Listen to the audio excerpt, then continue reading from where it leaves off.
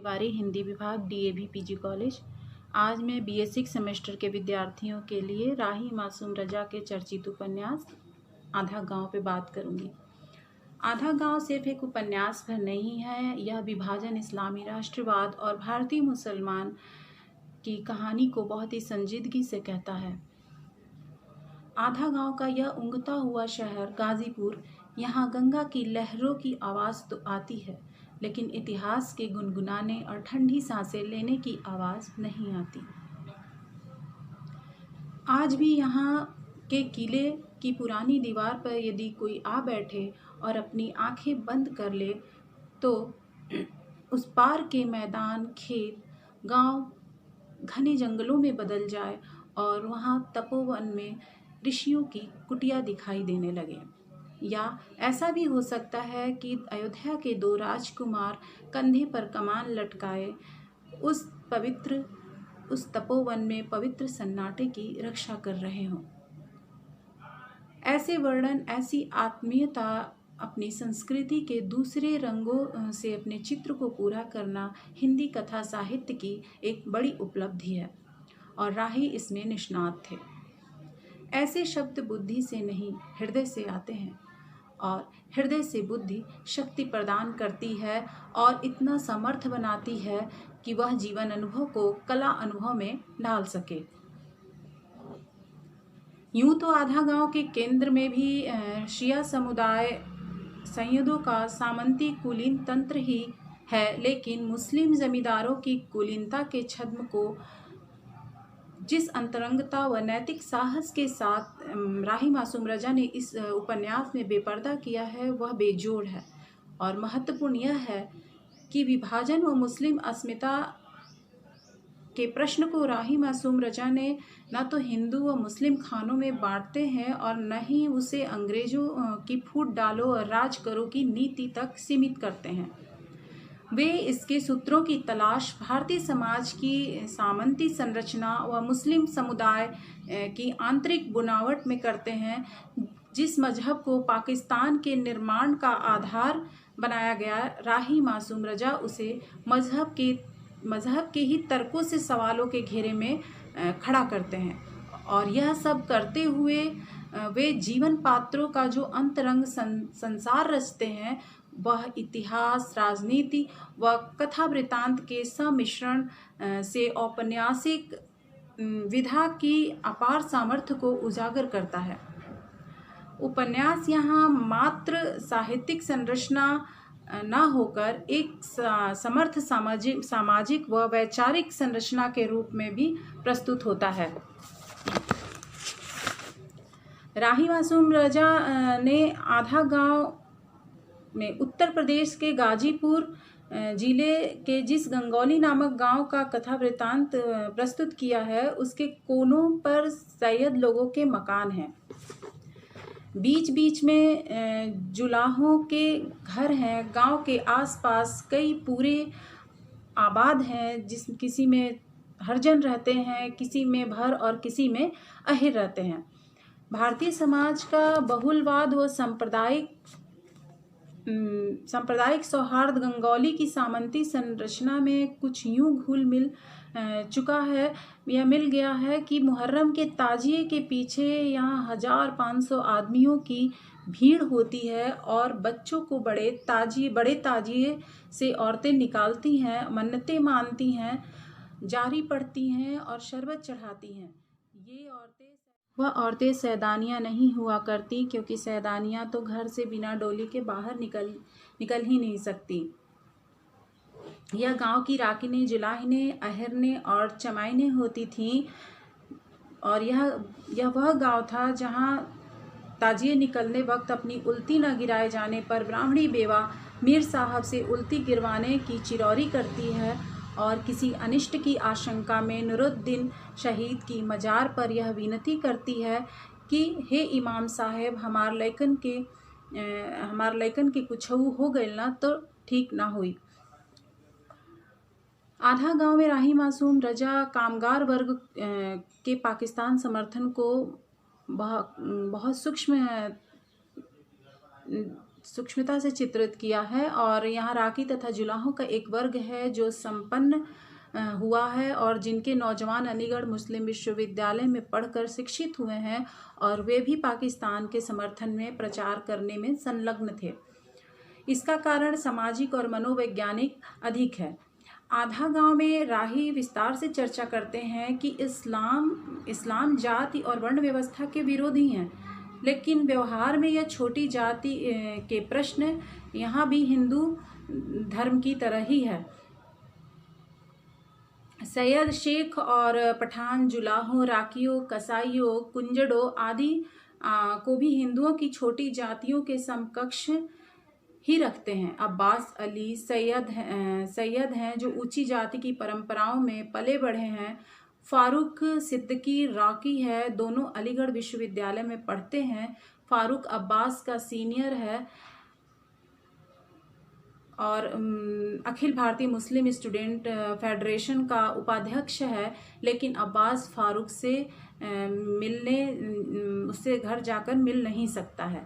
वह सोचता है कि मियाँ लोगों की गैर हाजिरी का फ़ायदा उठाकर अनवार उल हसन राकी के लड़के फारूक से क्यों न मिलाएं, जो अलीगढ़ में ही पढ़ता है और उसका सीनियर था। राही बार बार इस ओर ध्यान दिलाते हैं कि धर्म राष्ट्रीयता का आधार नहीं है, राष्ट्र एक सामूहिक चेतना है, जबकि धर्म एक व्यक्तिगत। आधा गांव के एक सशक्त पात्र फुन्नन मियाँ पाकिस्तान की परिकल्पना का मजाक उड़ाते हैं। कहते हैं, आदाब चच्चा, अनवारुल हसन राकी का लड़का फारूक आ गया। वह तो बन रहा है, काहे न बनी है भैया, तू कह रही हो तो जरूर बनी है। बाकी ई गंगौली पाकिस्तान में रही है कि हिंदुस्तान में रही है? ई तो हिंदुस्तान में रहेगी, पाकिस्तान में तो सूबा सरहद पंजाब, सिंध और बंगाल होगा। और कोशिश कर रहे हैं हम लोग कि मुस्लिम यूनिवर्सिटी भी पाकिस्तान में हो जाए। राही बार बार यह प्रश्न उठाते हैं कि जब अंधभक्ति किसी समाज में उत्पन्न कर दी जाती है तो सत्य असत्य, कल्पना यथार्थ के बीच की दीवारें टूट जाती हैं। फुन्नन मियाँ के यह पूछने पर कि पाकिस्तान बनने से हमें क्या लाभ होगा, फारूक कहता है कि एक इस्लामी हुकूमत बन जाएगी। फुन्नन मियाँ व्यंग करते हैं, इस्लाम कहाँ है जिसकी हुकूमत बन जाएगी। फारूक मुस्लिम स्टूडेंट फेडरेशन का उपाध्यक्ष था। मियाँ लोगों के सामने वह राकियाने जा नहीं सकता था, बड़े जूते पड़ते। मियाँ अब्बू, तुम इतने बड़े हो गए हो, लेकिन तुम्हें यह भी नहीं मालूम कि अशरफ राकियों वाकियों के दरवाजे नहीं जाते।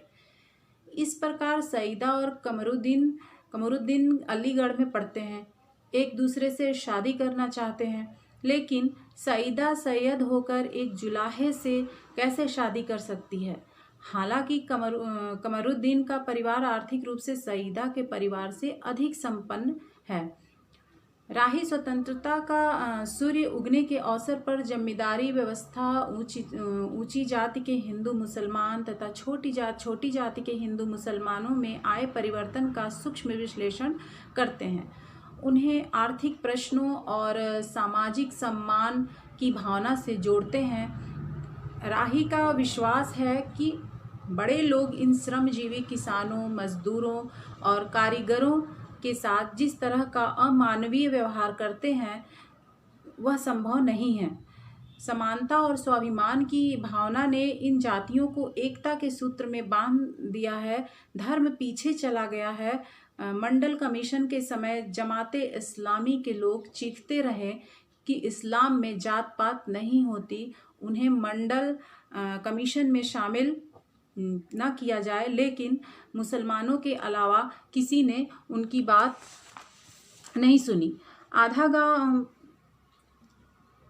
गांव एक महत्वपूर्ण ऐतिहासिक तथ्य उद्घाटित करता है कि देहात और कस्बों और जमींदारी व्यवस्था टूटने के बाद ही बड़ी संख्या में मुसलमान पाकिस्तान बन गए। वे जिनके पास कोई आर्थिक आधार नहीं रह गया था, पीढ़ियों से जिन्होंने कोई श्रम नहीं किया था, वे अब अपनी प्रजा के सामने कैसे काम करते, इसलिए यहाँ से जाना ही उनकी मजबूरी थी। राही यहाँ जमींदारों के साथ नहीं है। जमींदारी टूटने को वह ऐतिहासिक परिवर्तन मानते हैं। वे संकेत देते हैं कि सदियों से सताए गए पीड़ित लोग ही अब समाज के नियंता होंगे। राही का समय की नब्ज पहचानने का एक अद्भुत सलीका है। अपने समय के होने वाले परिवर्तनों की पहचान के कारण राही एक बड़े रचनाकार के रूप में साहित्य में अपना स्थान बनाते हैं। गंगोली में परिवर्तन राही ने इस रूप में देखा कि टेढ़ी मेढ़ी कंकड़ की सफ़ेद सड़क पर एक जीप धूल उड़ाती चली जा रही थी। सामने तालाब के पास ईंटों के भट्टे की चिमनी से गाढ़ा धुआं निकल रहा था। एक छोटा सा बच्चा बगल में बस्ता लटकाए हुए तेजी से भागता हुआ गुजर गया। मुहर्रम की मरसिया और मातम इस उपन्यास की पृष्ठभूमि में बराबर दिखाई देती हैं। एक मध्यम शोक संगीत की तरह गंगोली के लिए मुहर्रम का एक पर्व नहीं है, बल्कि उसकी जीवन शक्ति भी है। मुहर्रम पर सारे बिछड़े हुए लोग एक जगह एकत्रित होते हैं और सबके सुख दुख की बातें होती हैं और किसका ताजिया बड़ा है और इसकी स्पर्धा भी उनके बीच होती है। मुहर्रम को राही ने पूरे उपन्यास में एक प्रतीक के रूप में प्रयोग किया है। इसके साथ ही राही मुहर्रम के बदले हुए स्वरूप को भी इंगित करते हैं। सांस्कृतिक पर्व जब धार्मिकता का लबादा ओढ़ लेता है, तब वह अपना मूल चरित्र और एकता का सूत्र खो देता है। इधर कुछ दिनों से गंगोली वालों की संख्या कम होती जा रही है। शायद इसलिए नूरुद्दीन शहीद की समाधि पर अब उतना बड़ा मजमा नहीं लगता और गंगोली का वातावरण बोल मोहम्मदी या हुसैन की आवाज़ से उस तरह नहीं गूंजता जिस तरह कभी गूंज उठता था। कुछ आलोचकों को यह शिकायत है कि आधा गांव का पुरुष पात्र सशक्त है, इसकी अपेक्षा आधा गांव में पुरुष पात्र बहुत सशक्त है और इसकी अपेक्षा नारी पात्र कमज़ोर और व्यक्तित्वहीन है। कुछ हद तक यह सही भी है, क्योंकि जहां फुन्नन मियाँ, मौलवी बेदार और तन्नू जैसे सशक्त पुरुष पात्र हैं, वहीं अधिकांशतः नारी पात्र यहाँ व्यक्तित्वहीन है। एकमात्र सईदा ही ऐसी नारी है जो नई नारियों का प्रतिनिधित्व करती है। राही सामंती समाज की जाति पाति और ख़ानदान की ऊंची दीवारों को इसका बहुत बड़ा कारण मानते हैं और वो कहते हैं कि वो मानते हैं क्योंकि आज भी दीवारों को पार करना मुश्किल है। लेकिन दमड़ी वो जिस तरह से बेनाम आई थी, वो अब तक बेनाम ही रह गई। यहाँ फ़र्क बस इतना हो जाता है कि बेनाम होना तो बहुओं की तकदीर है। वह अच्छे ख़ानदान में बो की जिल्लत से बच जाती हैं। वो बो या तो बहू कही जाती है या दुल्हन या दुल्हन। वह अगर मालदार हुई तो उसे खिताब दिए जाते हैं अजीज़ दुल्हन और नफीस दुल्हन के। तो गरज की हमारे समाज में या तो यह होता है कि मायके वाले दहेज देकर बेटी को अपना नाम छीन लेते हैं, या फिर ये कहिए कि ससुराल वाले इसे गंवारा नहीं करते कि उनके यहाँ किसी और घर का दिया हुआ नाम चले। सईदा अलीगढ़ की बीए बेटी है। ना तो वह तन्नू से शादी कर पाती है और ना ही वो कम्मों से। ख़ानदान और जान की ऊंची दीवारें प्रेम में बाधक रहीं। सईदा शहर में जाकर सबके विरोध के बावजूद भी नौकरी कर लेती है। सईदा ने तमाम शुरफा और शरीफाओं के नाक भी चढ़ाने के बावजूद वह उस नौकरी करती है और खुद अब्बू मियाँ को यह बात बहुत बुरी लगती है, जिससे वो बात करना भी उन्होंने नर्क कर दिया है। लेकिन तब जमींदारी ख़त्म नहीं हुई थी। इधर उधर लोगों ने काफ़ी बातें बनाई। सईदा कई लोगों में फंसाई गई, उसके एक दो पेट गिराए गए। सईदा की माँ ने क़यामत मचाई, लेकिन बाद में अब्बू सईदा का कसूर माफ़ कर देते हैं। फिर उसकी माँ भी उसकी कमाई के बनाए हुए मातमी लिबास पहनकर मजलिस के फर्श पर जा बैठती है। गंगोली में खड़ी बोली और उर्दू बोलने वालों को अच्छी नज़र से नहीं देखा जाता है। वही लोग उर्दू बोलते हैं जिनका संबंध शहर से होता है, और बाजी शादी के बाद लखनऊ की हो गई, इसीलिए वह कभी कभार उर्दू बोल लेती है। मगर हम लोग आज भी वही ज़बान बोलते हैं जो ज़बान हमने अपनी माँ से सीखी है या जो माँ बोला करती है, और जो ज़ुबान नसीबा बुआ बोलती थी, और जो ज़ुबान मंतो बुआ, इंदू और रऊफ़ की थी, और जो ज़बान गंगौली के मीर साहबान की है, यानी भोजपुरी उर्दू। मेरी छोटी बहन अप्सरी 12-15 बरस से दिल्ली में रह रही है, मगर अब तक उसे उर्दू बोलना नहीं आ सका। राही ने आधा गांव की रचना प्रक्रिया पर प्रकाश डालते हुए उन्होंने लिखा है कि यह उपन्यास वास्तव में मेरा एक सफ़र है। मैं गाजीपुर की तलाश में निकला हूँ, लेकिन मैं पहले अपनी गंगोली में ठहरूंगा। अगर गंगोली की हकीकत पकड़ में आ गई तो मैं गाजीपुर का एपिक लिखने का साहस करूँगा। यह उपन्यास वास्तव में उस एपिक की भूमिका है। यह समय की मार ने राही का यह सपना पूरा नहीं होने दिया। वे अपना वायदा पूरा करने के लिए बराबर प्रयत्नशील रहे।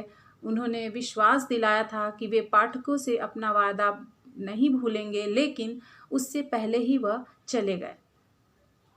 आज जो लोग भारत में धार्मिक उन्माद के आधार पर नए किस्म के राष्ट्रीय परिकल्पना कर रहे हैं, जिसका आधार हिंदुत्व और उसकी संस्कृति होगी, यह दिवा स्वप्न किसी राष्ट्र और उसके लोगों के लिए कितना दुखद हो सकता है।